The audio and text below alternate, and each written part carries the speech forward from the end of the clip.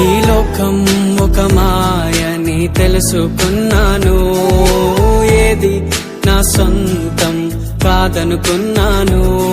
ఈ లోకం ఒక మాయని తెలుసుకున్నాను, ఏది నా సొంతం కాదనుకున్నాను. తప్పిపోయిన కుమారుని నేనైతే, నా కొరకై నిరీక్షించే తండ్రి నా యేసు.